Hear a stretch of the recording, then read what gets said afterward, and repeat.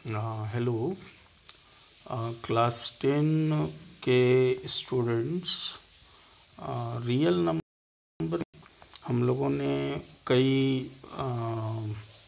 Event और outcomes को share किया।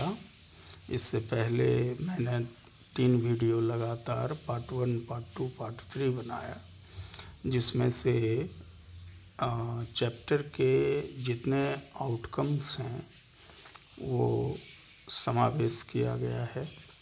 आज के इस वीडियो में मेनली हम लोग जो कंटेंट डिस्कस करेंगे वो है वर्ड्स प्रॉब्लम, जो बेस्ड होगा आइदर ऑन HCF और ऑन LCM और Euclid division lemma. So let us start how we can solve what's problem related to real number based on HCF, LCM and Euclid division lemma. So for this we take a question from NCERT exercise. One question is this here. Just I am reading that so that any positive odd integer is of the form 6q plus 1, 6q plus 3 or 6q plus 5 where q is some integers. Students, ऐसे question को बनाने के लिए आपको Euclid division lemma को फिर से एक बार रिकॉल करना होगा, जहां आपने मैथमेटिकली यूक्लिड डिवीज़न लेमा को A equal to BQ plus R कहा था, जहाँ A डिविडेंड है, B डिवाइज़र है, Q कोसेंट और R रिमाइंडर है। आपने ये भी जाना था कि रिमाइंडर जो होगा वो 0 से लेकर डिवाइज़र से 1 कम तक होगा। उसी पर आधारित है ये क्वेश्चन।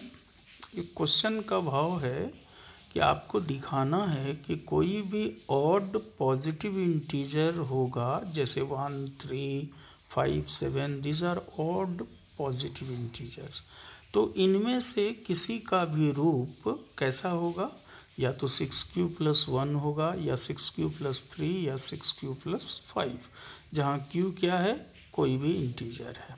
तो इस क्वेश्चन को बनाने के लिए हम लोग सपोज करेंगे कि let A B any positive integer. मैंने ऑड या इवन नहीं लिया है, A कोई भी पॉजिटिव इंटीजर लिया है, जो दोनों हो सकता है, ऑड भी और इवन भी। तो let A B any positive integer which is divided by 6। अब फिर यहाँ पर क्वेश्चन हो सकता है, डाउट हो कि 6 ही क्यों, क्योंकि हमें क्वेश्चन पर ध्यान देना होगा। जो फॉर्म्स लाने हैं, प्रूव करने हैं, उसमें सभी में 6q लगा हुआ है। तो 6q का मतलब है डिवाइजर इनटू कोसेंट, इसलिए मैंने डिवाइजर 6 लिया। So let A B any positive integer which is divided by 6, it gives quotient q and remainder r. So by Euclid division lemma we can write A equal to 6q plus r, where r is equal to 0, 1, 2, 3, 4 and 5.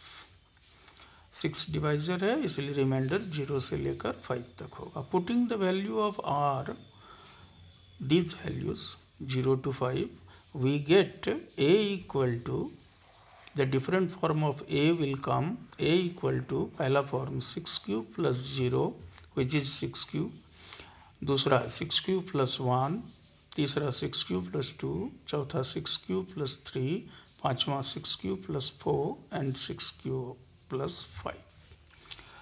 ये हमने r के value को r की जगह पर बैठाने से A जो मेरा पॉजिटिव इंटीजर था उसके 6 डिफरेंट फॉर्म्स मिल गए। इन 6 में से हमारे क्वेश्चन के अनुसार मुझे क्या एक्सप्लेन करना है, हमें क्या एक्सप्लेन करना है कि 6q प्लस 1, 6q प्लस 3 और 6q प्लस 5, ये तीनों मैं मार्क करता हूँ, 6q plus 1, 6q plus 3, 6q plus 5, ये तीनों फॉर्म जो हैं ये ऑड पॉजिटिव इंटीजर के हैं। यहाँ पर ये बात भी होगी, इसका मतलब जो 3 छूट गया, जैसे कौन कौन छूटा, 6q plus 2 and 6q plus 4, तो वो क्या है, तो वो ऑड नहीं है, वो दूसरा जो नंबर्स है जो इवन पॉजिटिव है वो है। इसलिए कभी कभी क्वेश्चन में बदलाव भी किया जाता है कि इस क्वेश्चन को बदल कर दिया गया कि so that 6q plus 2 and 6q plus 4 are the form of even positive integer where q is some integer। तो ये एक दूसरा क्वेश्चन हो गया। वहाँ पर हम लोग क्या करेंगे, उस 3 बाकी को एक्सप्लेन करेंगे। But here according to question what we have to explain, we have to explain 6q plus 1, 6q plus 3 and 6q plus 5 are the forms of odd positive integer। now student pay attention कि कैसे explain करेंगे, गौर कीजिए। 6 क्या है, तो 6 एक even positive integer है, आप जानते हैं, और q कोई भी इंटीजर है। तो ज़रा सोचिए, एक इवन पॉजिटिव इंटीजर को कोई भी इंटीजर से इंटू करेंगे तो वो इवन ही होगा। सो 6 is an even integer, this employees that 6q is also even. Clear है यहाँ तक। अब देखिए, जब कोई इवन इंटीजर और ऑड इंटीजर को जोड़ा जाता है तो हमेशा ऑड होता है। गौर कीजिए, इवन में जब ऑड जोड़ेंगे तो ऑड होगा। तो 6q तो ऑलरेडी हमारा इवन है और उसमें हम ऑड जोड़ देते हैं, जैसे +1 कर दिए या +3 कर दिए ऑड की जगह, या +5। तो ये तब according to even plus odd odd होता है, तो ये तब क्या बन जाएंगे, ऑड बन जाएंगे। तो therefore 6q plus 1, 6q plus 3 and 6q plus 5 are odd positive integers, hence proved। यही प्रूव करना था। Okay, I think it is very clear। now question 2, I am reading the question। an army contingent of 616 members is to march behind an army band of 32 members in a parade। the two groups are to march in the same number of columns। what is the maximum number of columns in which they can march। Very simple question देखकर आपको भले लगे कि ये पता नहीं कितना words problem भारी, क्वेश्चन में कुछ नहीं है। क्वेश्चन में आर्मी कंटिजेंट में कुल 616 मेंबर्स हैं, उसको मार्च करना है किसके पीछे, 32 जो आर्मी बैंड के मेंबर्स हैं उनके पीछे। और कैसे मार्च करना है, कॉलम में। तो आपको बताना है कि मैक्सिमम कितना कॉलम होगा जिसमें कि ये दोनों ग्रुप मार्च करेंगे। अब आप यहाँ गौर कीजिए, मैक्सिमम का तात्पर्य है हाईएस्ट से। मैक्सिमम का सिनोनिम्स है हाईएस्ट, ग्रेटेस्ट, लार्जेस्ट। तो यदि आप मैक्सिमम नंबर पूछा है तो इट मीन्स आपके दिमाग में तुरंत जाना चाहिए कि मैक्सिमम मतलब highest, and highest employees here highest common factor. इसका मतलब है कि इस क्वेश्चन का आंसर बड़ी आसानी से निकल जाएगा। हम लोग लिखेंगे according to question maximum number of column, ये कहाँ से निकलेगा, is equal to HCF of 32 and 616। अब आप यूक्लिड डिवीजन से या आप जैसे भी हो इसका HCF निकाल दीजिए, वो आपके रिक्वायर्ड आंसर हो जाएंगे मैक्सिमम नंबर ऑफ कॉलम्स को। मैंने यहाँ यूक्लिड डिवीजन से निकाला है। पहले 616 को डिवाइड किया 32 से, रिमाइंडर 8 आया, तो फिर दोबारा डिवाइड किया 8 से 32 को, तो रिमाइंडर 0 हो गया। और जैसे ही रिमाइंडर 0 हुआ तो उस समय डिवाइजर 8 था, इसलिए HCF 8 हुआ। इसलिए हम लोग आंसर को फिर लैंग्वेज में लिखेंगे, therefore maximum number of column equal to 8। Okay, now come to the third question। again I am reading। there is a circular path around a sports field। Sonia takes 18 minutes to drive one round of the field while Ravi takes 12 minutes for the same। suppose they both start at the same point and at the same time and go in the same direction, after how many minutes they will meet again at the starting point? गौर कीजिए, question को समझिए कि एक sports field के चारों ओर वृत्ताकार रास्ता है, सर्कुलर गोल रास्ता है, और सोनिया को 18 मिनट लगता है एक राउंड कवर करने में, जबकि रवि को 12 मिनट लगता है एक राउंड उस पाथ पर जाने में। मान लीजिए दोनों एक ही पॉइंट पर, स्टार्टिंग पॉइंट पर खड़ा हो और दोनों सेम टाइम में एक ही दिशा में दौड़े, तो कितने मिनट के बाद फिर दोनों उसी जगह मिलेंगे? तो गौर कीजिए कि दौड़ने की क्षमता तो सबकी अलग अलग होगी। आज क्वेश्चन से भी झलक रहा है, जिसको 18 मिनट्स लग रहा है इसका मतलब वो स्लोली दौड़ रहा है इन कंपैरिजन टू रवि, क्योंकि रवि 12 मिनट में ही एक राउंड लगाता है। तो यहाँ पर ये ऊपर की क्वेश्चन जैसा नहीं लिखा है कि मैक्सिमम या मिनिमम, ये आपको खुद डिसाइड करना होगा कि दोनों फिर कब मिलेंगे। तो इसमें हम मिनिमम टाइम निकालेंगे कि मैक्सिमम, क्योंकि मैक्सिमम टाइम निकालने में तब तो वो दौड़ते ही रहेंगे।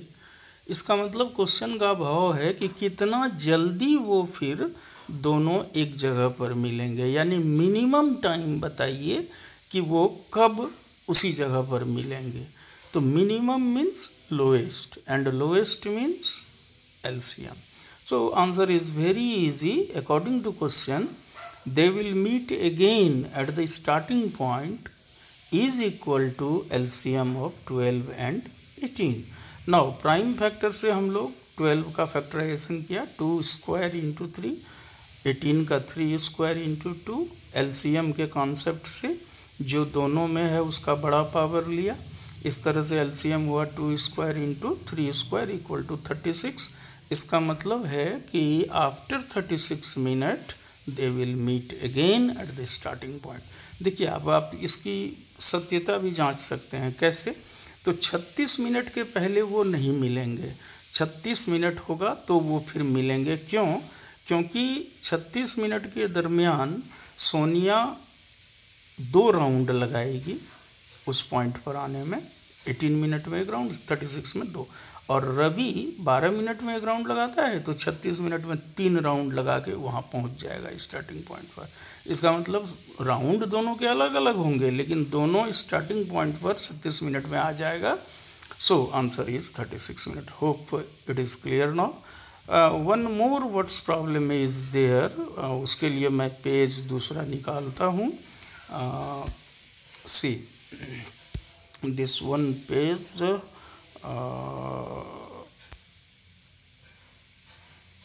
एक minute.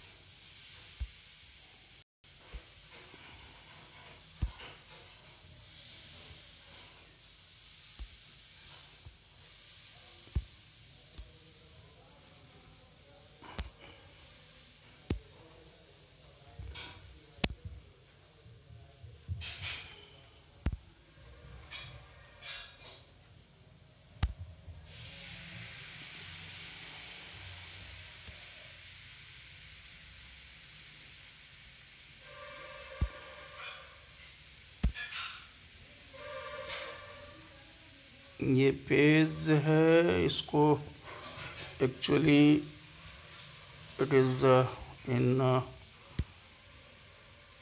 not a proper direction, so let us try to adjust.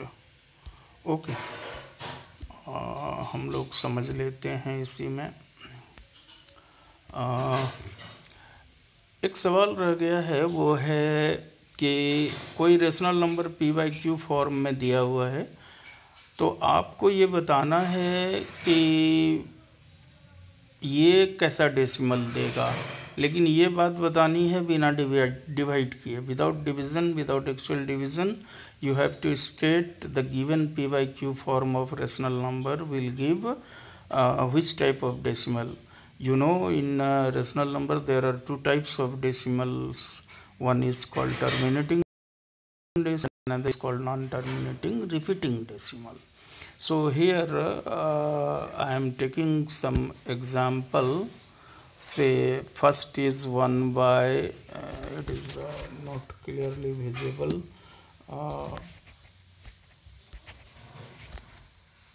Okay, मैं देखता हूँ.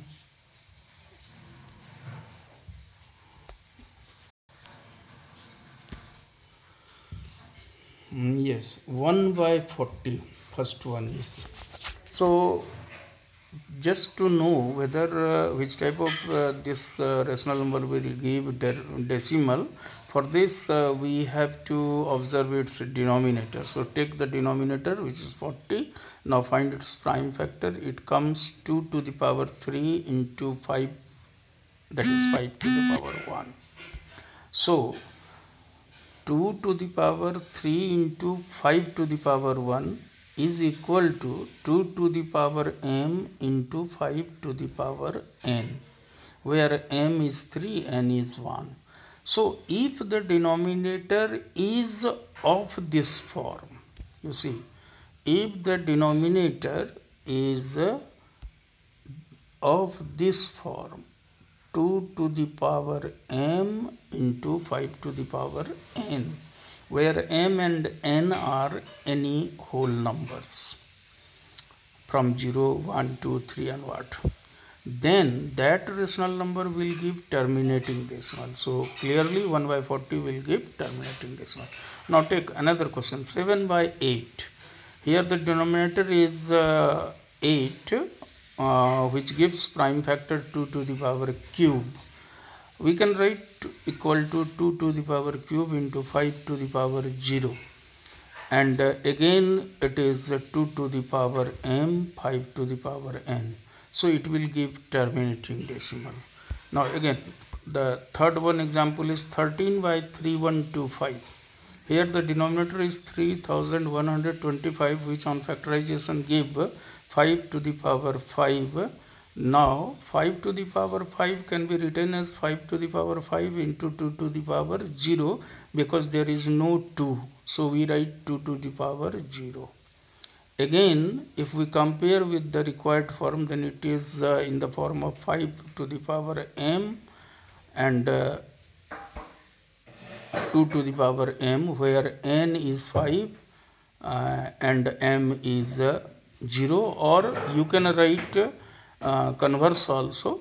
So it is m is equal to 5, n equal to 0, or m is 0, n is 5, any whole numbers. So again it is in the form of terminating decimal, so it will give terminating decimal. Okay. Now the fourth example is 7 by 12. Denominator is 12, so on factorization it gives 2 to the power 2 into 3, and if we compare with this form, then it is not in the form of 2 to the power m, 5 to the power n. So it will not give terminating decimal. Then quite natural, the another form of decimal it will give, that is non-terminating repeating. Okay. Now the last example is 3 by 2 to the power cube into 5 to the power 7 into 7 to the power 2. Here students see,